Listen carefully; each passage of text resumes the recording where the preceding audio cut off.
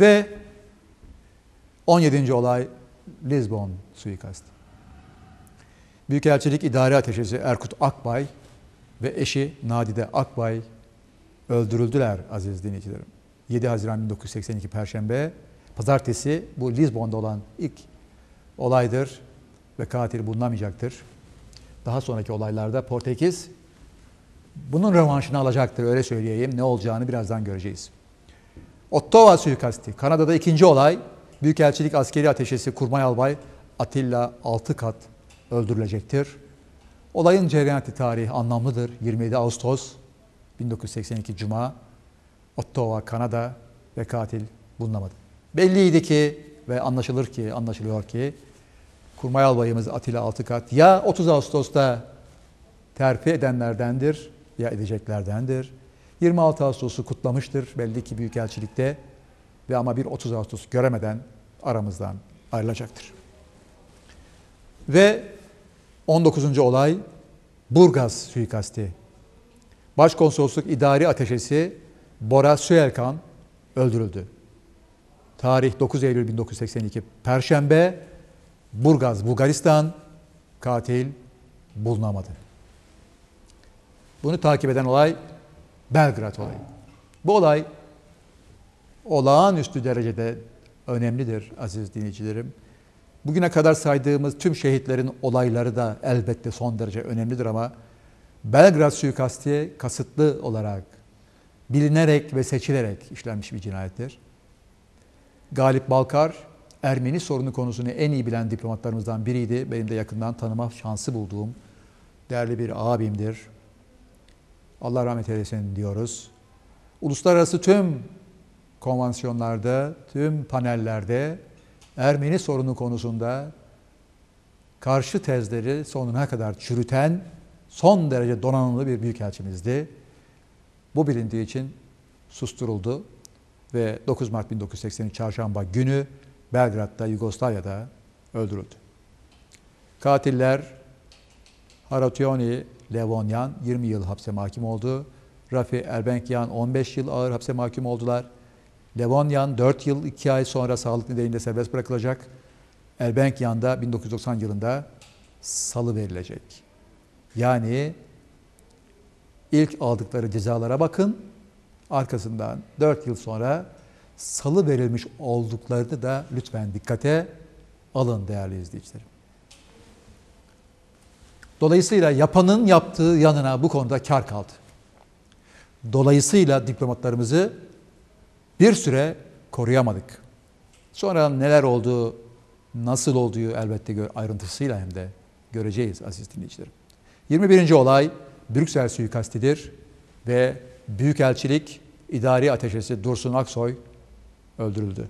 14 Temmuz 1983 Perşembe, Brüksel, Belçika. Katil bulunamadı. Bunun arkasından değerli izleyicilerim yeniden Lizbon baskını, Lizbon Büyükelçiliği konutu basıldı. Maslahat Güzar'ın eşi Cahide Mıhçıoğlu öldürüldü. Bir Portekiz polisi öldürüldü. Güvenlik mensubuydu. Hayatını riske etti ve öldü. Maslahat Güzar Yurtsev Mıhçıoğlu benim diğer bir sınıf arkadaşım. Ve oğlu Atasay Mıhçıoğlu yaralanarak kurtuldular. Ve baskını yapan 5 teröristin tamamı müsaademe esnasında öldürüldü. İlk defa bir büyükelçilik tüm bina olarak kendini korudu. İlk kez saldırganların tamamı öldürüldüler aziz dinleyicilerim. Bu yolda bir Portekizli polis de hayatını ortaya koyarak büyükelçiliğin savunmasına katkıda bulundu. Katillerin isimlerini ekranlarınızda görüyorsunuz. Dolayısıyla arkasından 23. olay olarak Tahran suikastini görüyoruz. Bu bir dizi olay olarak cereyan etti aziz dinleyicilerim. Tahran Büyükelçiliğine karşı bir dizi saldırı ardı ardına yapıldı. Önce Sekreter Şadiye Yönder'in eşi Işık Gönder öldürüldü. Arkasından Ticaret Müşaviri Yardımcısı Işık Üner'in arabasına patlayıcı madde kondu. Bunu askeri ateşelikte görevli Astsubay Başçavuş İsmail Pamukçu'nun ağır yaralı olarak kurtulduğu bir suikast teşebbüsü izledi.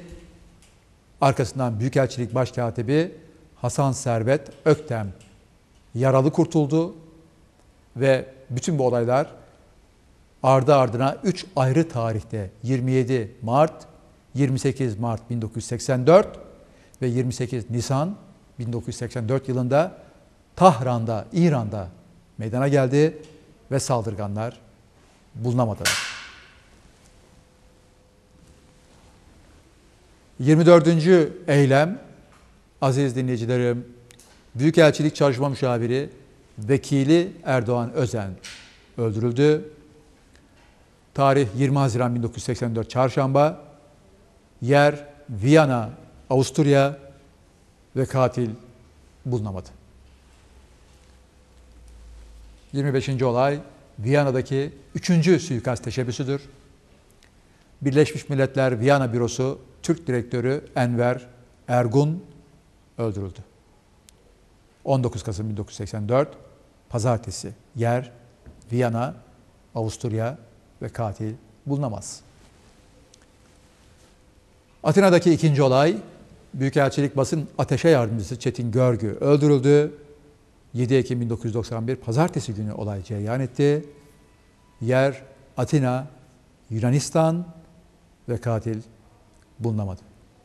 Bu olayı 17 Kasım adlı Yunan terör örgütü üstlendi. Değerli izleyicilerim, ben bu sunumu hazırlarken geçtiğimiz yıllarda aynı sunumu zaman zaman sundum ve bugüne gelinceye kadar da elbette hep güncelleştirdim.